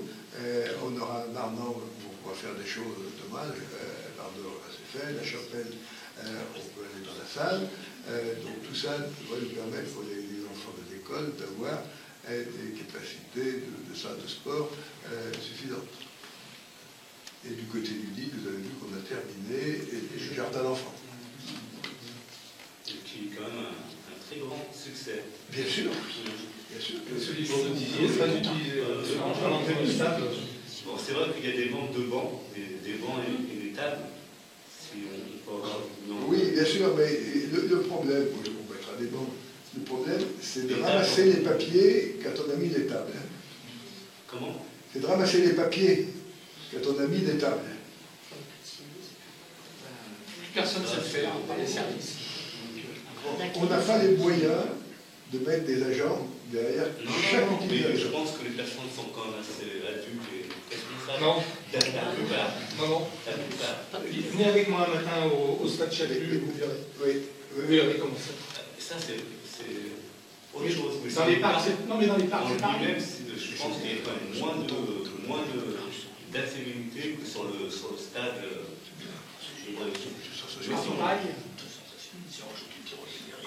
On a mis des poubelles, ils mettent à côté.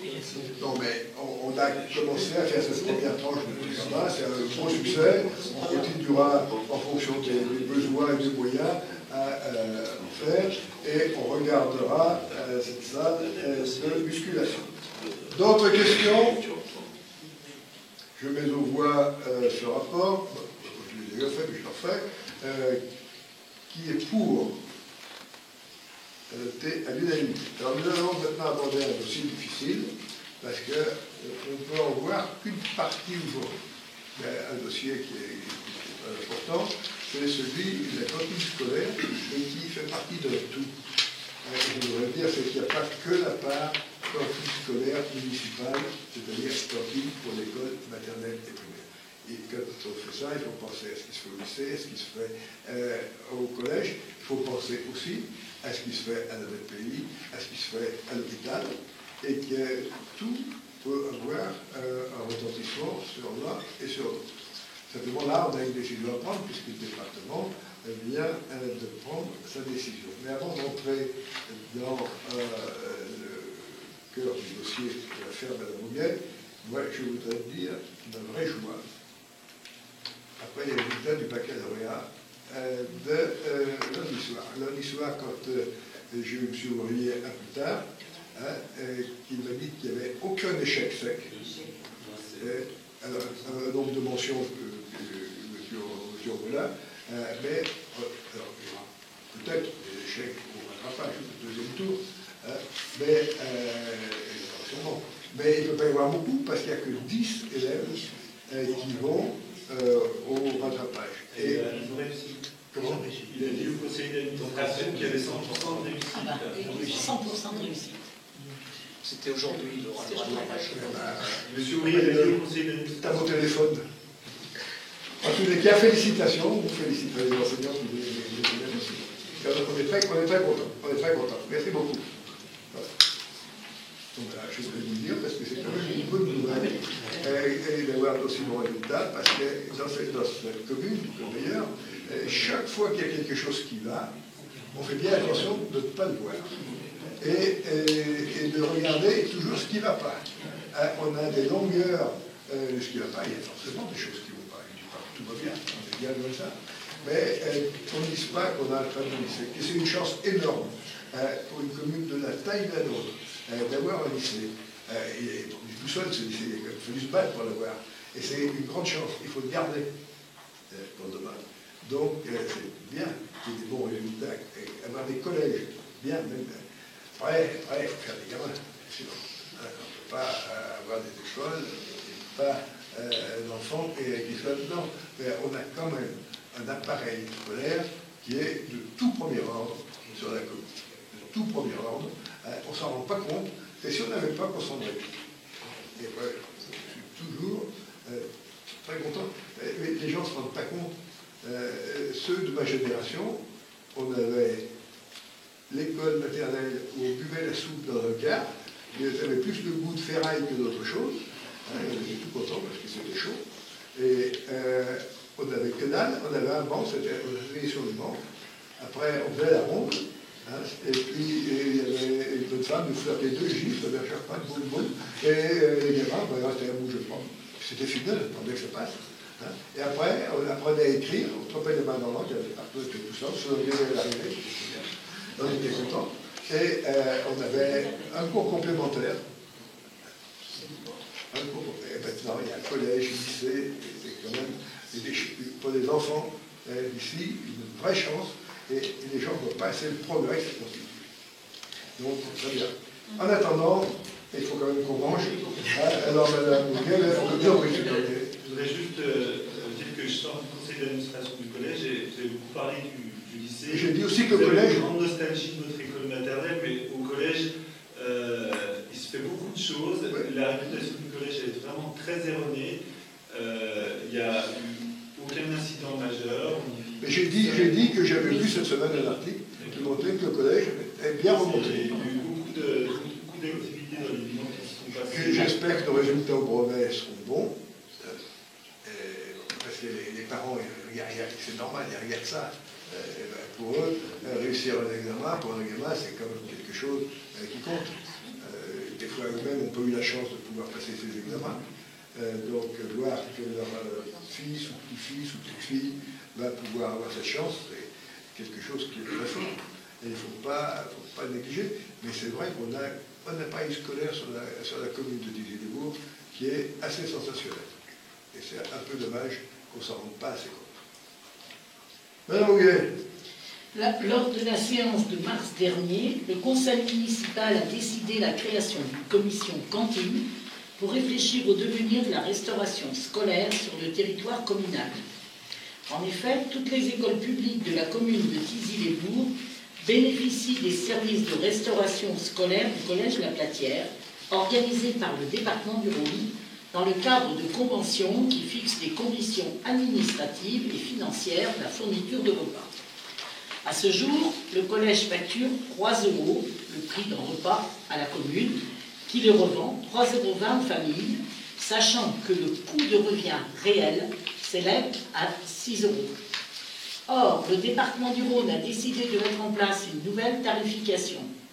Le tarif applicable est donc désormais fixé à 4,50 € le repas.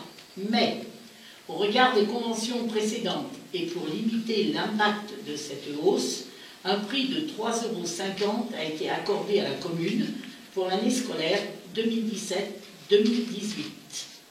Donc ces nouvelles modalités sont précisées dans les nouvelles conventions que vous avez, convention de restauration pour les écoles, à peu près toutes, et d'hébergement pour Mathilde Louise, puisque les élèves de Mathilde Louise prennent leur repas au collège.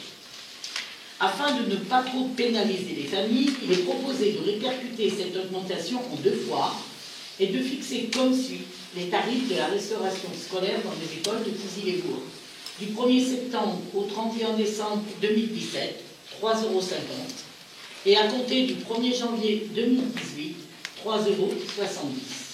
Donc le conseil municipal est invité à délibérer afin d'approuver le rapport, de fixer le tarif des cantines et d'autoriser monsieur le sénateur maire à signer les nouvelles conventions et lui donner tout pouvoir à cet effet. Je vous remercie et j'ouvre le débat. Qui souhaite prendre la parole? Monsieur Berthe, vous avez la parole. Moi, je pense qu'on comprend parfaitement que les familles puissent être surprises et mécontentes de cette augmentation de tarifs, mais je pense quand même que cette augmentation peut être atténuée, que ce mécontentement peut être atténué par différentes choses. D'abord, le bon fonctionnement des cantines, l'excellente qualité des repas qui sont très copieux, et puis le fait aussi que dans l'ensemble, ça se passe relativement bien, et qu'en plus, nous n'avons pas augmenté les tarifs depuis 3 ou 4 ans. Ça, c'est déjà une première chose qui peut faire passer cette augmentation. Et puis la deuxième remarque que je voulais faire, c'est qu'à l'avenir, eh bien, il y a urgence de trouver des solutions. J'ai le sentiment que le lycée offre un potentiel au niveau de ses cuisines important et intéressant. Pourquoi pas l'hôpital? Et puis ensuite le privé, bien sûr. Mais je pense qu'au niveau du lycée, il y a certainement une matière à travailler, même si le lycée dépend de la région, que le collège dépend du département, on arrivera bien à trouver à assembler tout cela. Et pourquoi pas envisager que le lycée, qui a les locaux et les personnels pour le faire, puisse fabriquer des repas pour l'ensemble de la zone scolaire. D'autres interventions? Oui, on parle de cuisine dans la commission continue. Alors on continue à travailler, si vous voulez, sur ce thème-là, puisqu'il y avait une réunion à Figeac avant-hier, puisqu'on fait ça dans le cadre de plan massif central. Donc ceux qui travaillent avec nous, c'est Figeac. Alors, ils ont de rose, plus des fruits secs, enfin on ne mange pas que ça. Hein. Donc on est en train, et surtout ce qui est intéressant à Figeac, c'est que c'est la même taille que nous, et le même nombre de repas. Alors, nous, on a une situation qui est à la fois simple et très complexe. Si on regarde, on a aujourd'hui, par exemple, l'hôpital est plutôt demandeur d'avoir un service global. Comment? Si on fait ça, c'est aussi pour avoir recours plus massivement aux producteurs locaux. Oui, donc, c'est quand même un des objectifs essentiels, c'est aussi de travailler avec les producteurs locaux.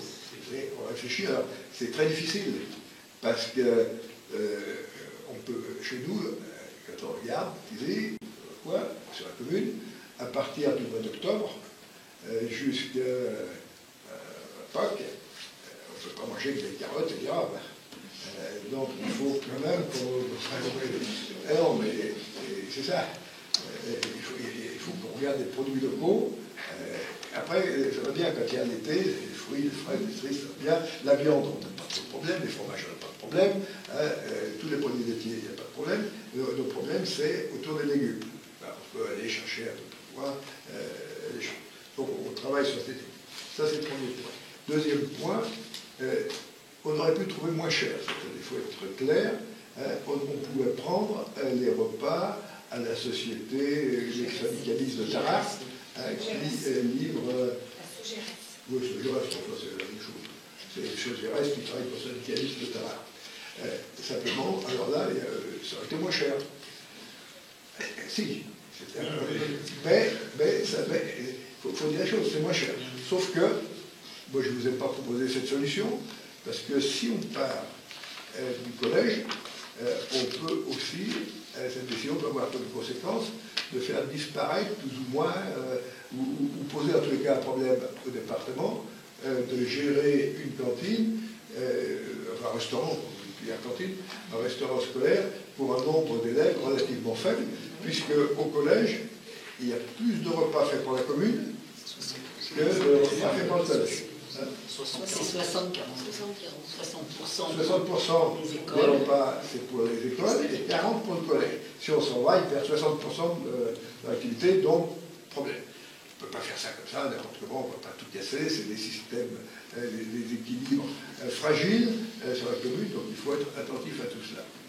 Après, la commune, elle achète ses repas pour les personnes, pour les 12 000 et quelques repas, pour les 13 000, qu'on va livrer, on les achète à l'hôpital. Pourquoi à l'hôpital? D'abord parce qu'ils l'ont fait au départ, puis parce que les personnes âgées qui apportent leur repas, ils mangent tous les jours de l'année, et que l'hôpital, et les gens qui sont vivants, ils mangent tous les jours. Donc il y a des repas tout le temps, alors que dans une école scolaire, il y a pendant les vacances, pendant le samedi, dimanche, les vacances, et tout ça, et il n'y a pas de repas du soir. Donc voilà, c'est tout cela, tous ces paramètres-là qui doivent être pris en compte. Il ne faut pas casser la baraque, c'est trop facile, et puis après on regarde les dégâts et ça va pas mieux. Donc on a une solution. Le département demande 4,50 €. Honnêtement, bien sûr, ça fait une augmentation, on va pas dire le contraire, mais ce n'est pas non plus un prix qui n'est pas raisonnable. C'est un prix raisonnable. On ne peut pas. Je ne suis pas sûr que les gens puissent manger chez eux pour 4 €. On peut essayer, mais si on veut ouais, je vais de temps en temps dans des cantines de la commune. Honnêtement, quand je vois ce que les enfants ont à manger, bah, il y a de la quantité, de la qualité, et il y en a même trop. Voilà. Et je signale qu'on va essayer, sur Mardeur, de mettre la cantine dans l'école. Il y a une possibilité, ça évitera le déplacement intempestif. Voilà. Avez-vous d'autres questions? Oui, j'en prie. Oui, enfin, s'il y a une réflexion sur les cantines pour l'avenir, est-ce que nos propositions qu'on fait depuis déjà un certain temps sur le quotient familial peut être une solution qui peut être envisagée, au moins y réfléchir et on peut regarder. On peut plafonner. Alors, moi, je serais le premier impacté sur ce genre de décision. Hein. Il n'y a pas de souci, mais je la défends. Non, mais je comprends bien que vous la défendiez. Moi, je ne suis pas contre, puisque j'ai institué la guerre au département. Ben oui, s'il existe au département, je n'ai pas fait que des bêtises, contrairement à ce qu'on dit dans les journaux. J'ai fait aussi des choses correctes. Hein, et c'est moi qui l'ai fait.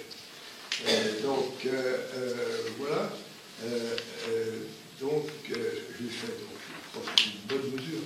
Après, c'est un énorme travail pour les services communaux, un énorme travail de coordination avec la caisse d'allocation familiale qui, en principe, doit fournir le quotient familial de chacun.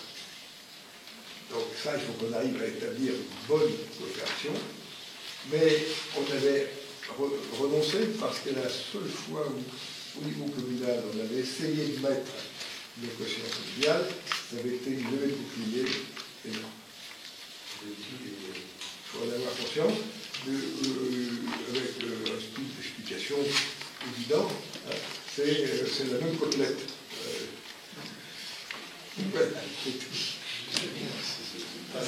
Mais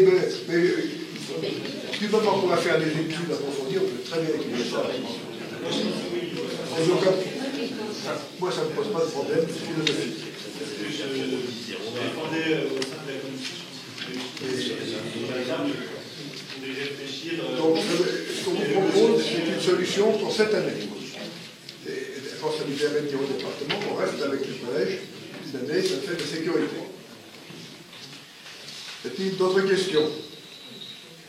Je mets au point le rapport présenté par Mme Audiec. Quels sont ceux qui sont d'avis d'adopter? Il est adopté à l'unanimité, je vous remercie. Alors je crois qu'on a fini là. On a fait le rapport, alors, non? Après, vous avez, comme d'habitude, sur vos dossiers, vous avez des dossiers, des feuilles qui n'ont pas de titre. C'est donc drôlement bien. C'est marqué avec devis et sur l'autre marqué que dalle. Donc vous avez deux feuilles. Et je vous prie de me donner acte de la communication de ces deux feuilles.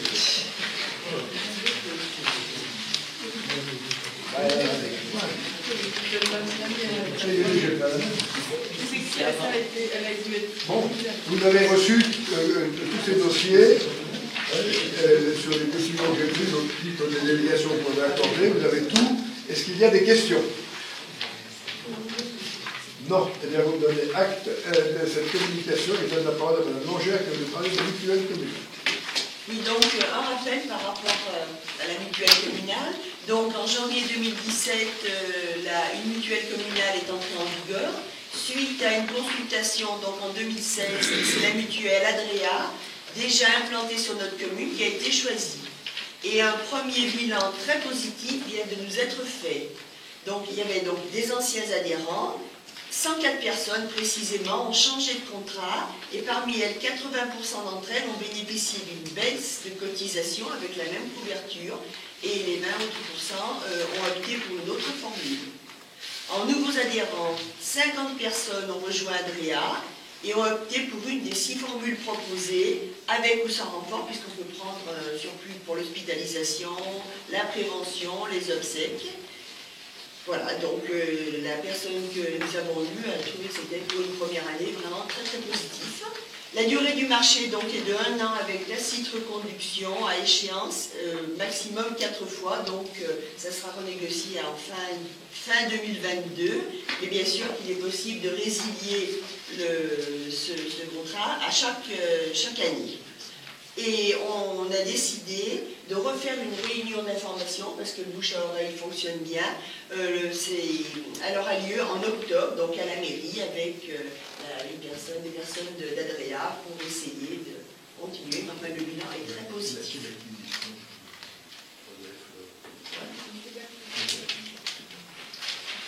Merci.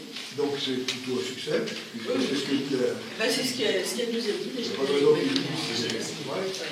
Et ça correspond aux besoins de la population.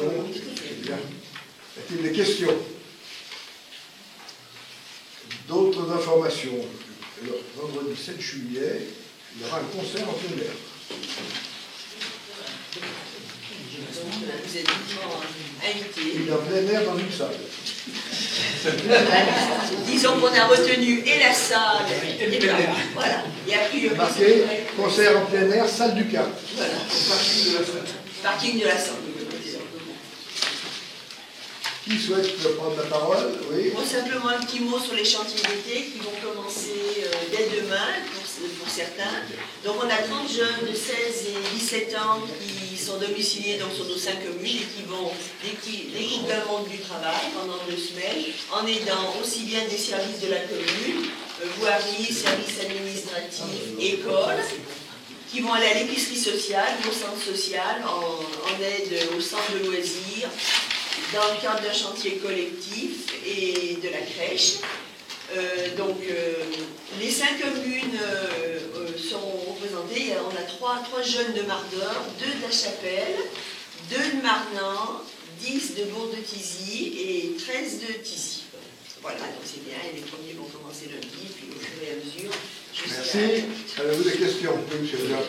Oui, en fin de compte, c'était pour avoir une petite information. Est-ce qu'on a un repreneur concernant la radiologie?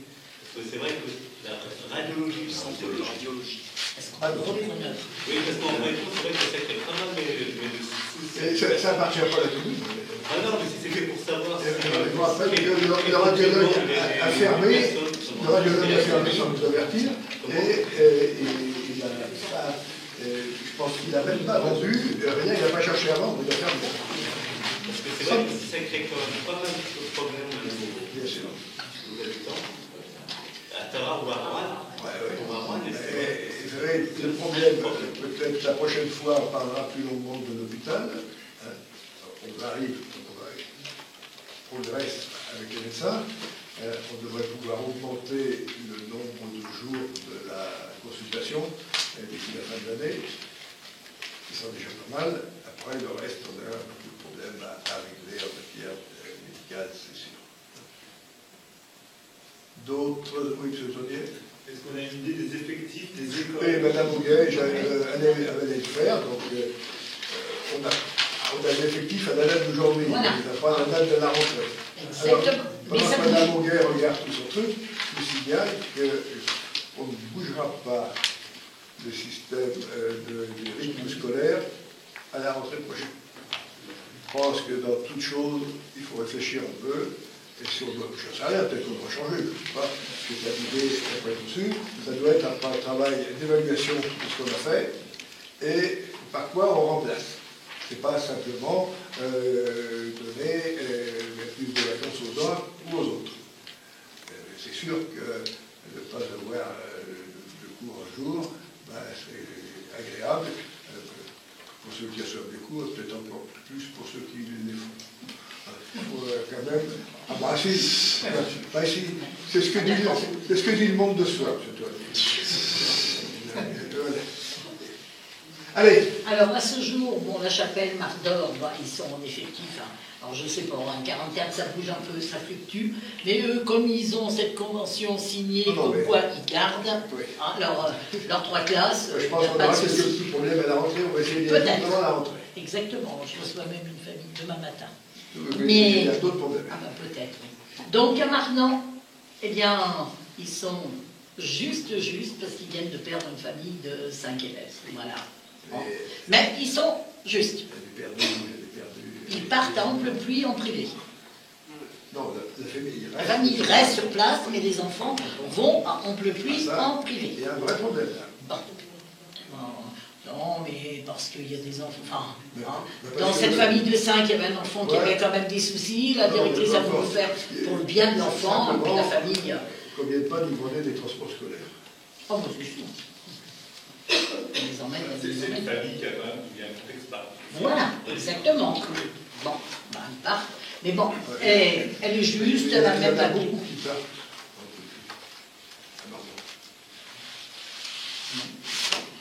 Il n'y a pas qu'une famille. Y compris au collège. Y compris au collège. Il n'y a pas qu'une famille. Après. Donc. Tu parles au collège. Oui. Le collège, c'est autre chose. Je dirais après de CM2. Oui, mais ils pourraient choisir soit le collège privé, soit le collège public de Tizy et Bourg, et ils vont ailleurs. Et quand ils vont ailleurs, après, et après ils vont lycée ailleurs. Allez. Bon, à Tizy, donc M. Maillot, eh ben, il est juste, avec un de plus parce qu'il a refait une inscription.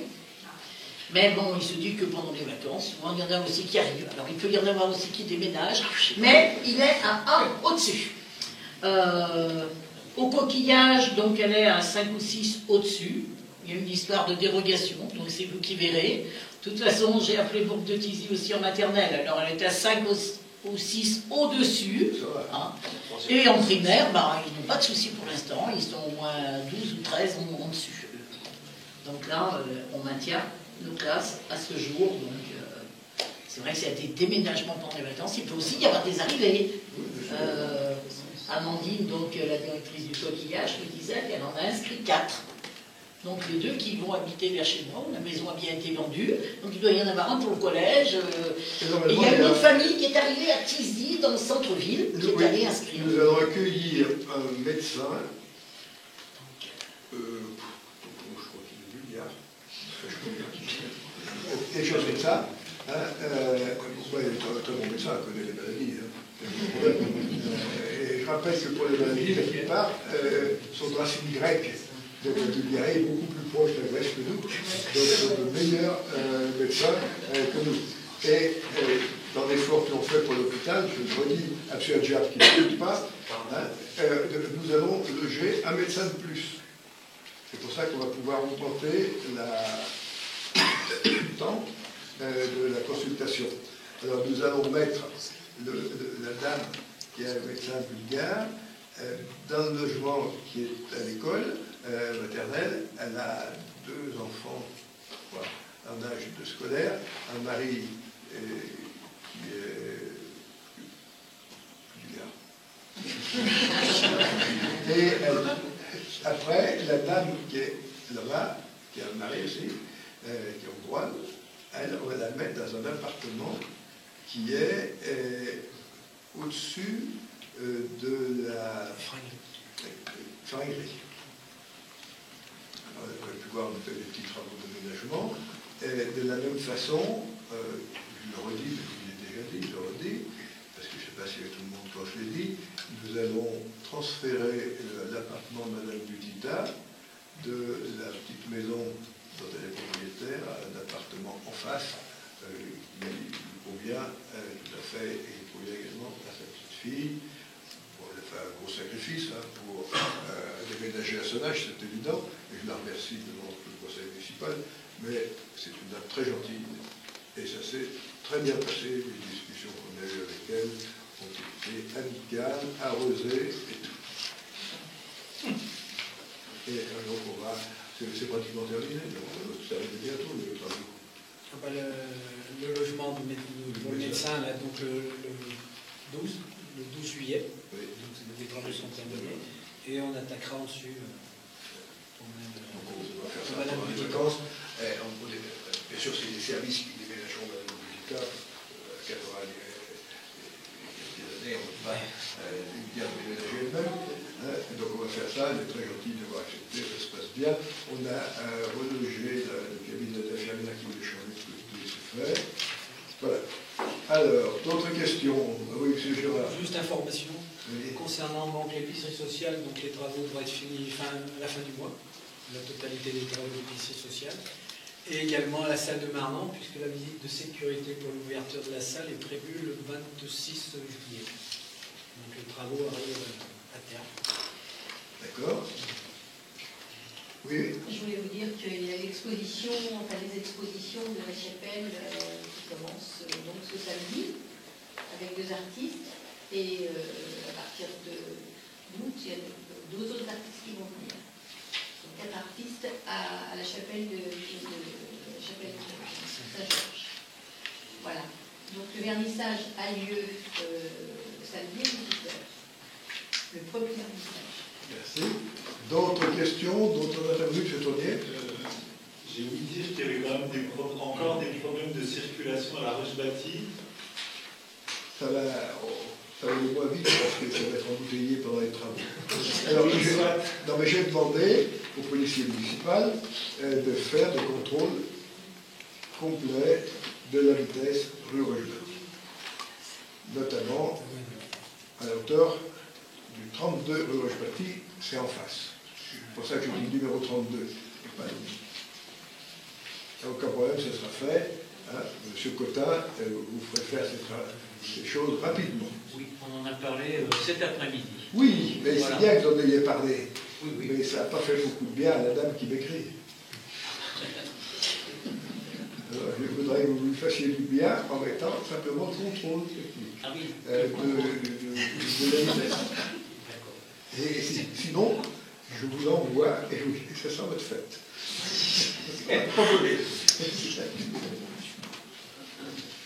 D'autres interventions? Oui, j'en prie. Alors, je vais évoquer la médiathèque.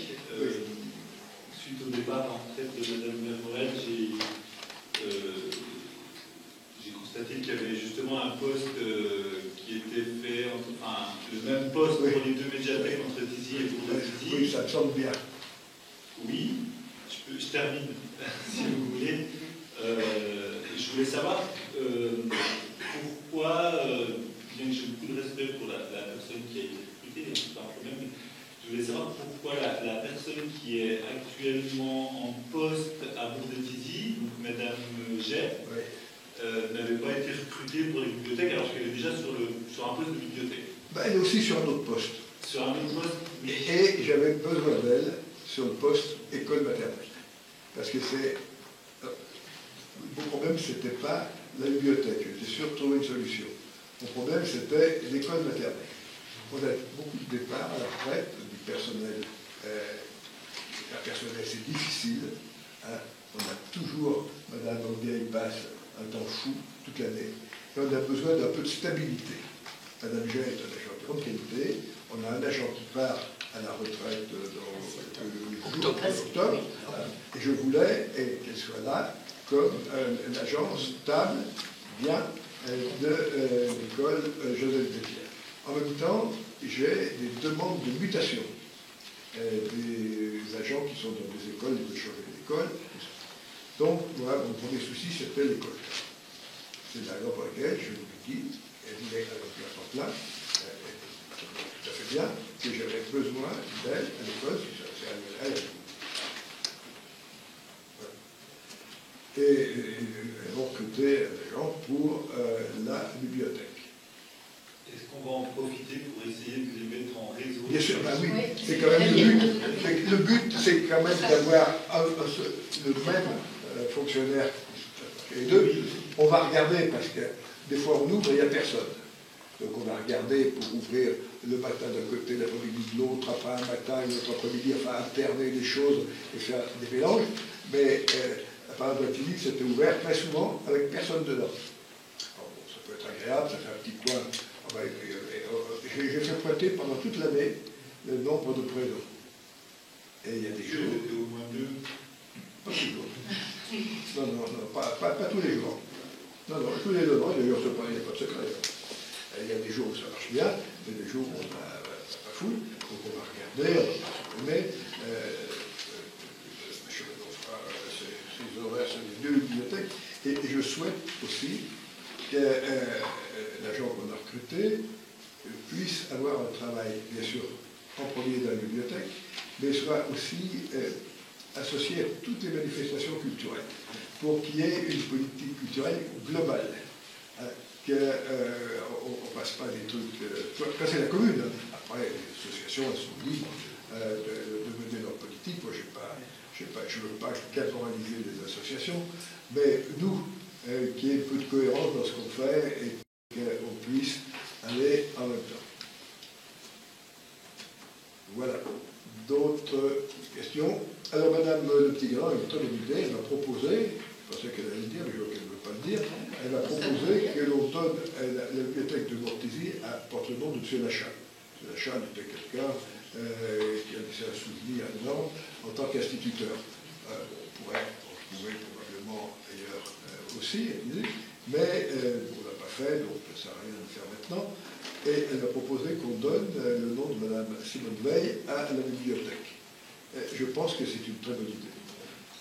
Parce que Simone Veil, pour des raisons diverses, je connaissais bien, était une femme pour laquelle la culture a toujours été un moyen de combattre l'ignorance, le rejet des autres.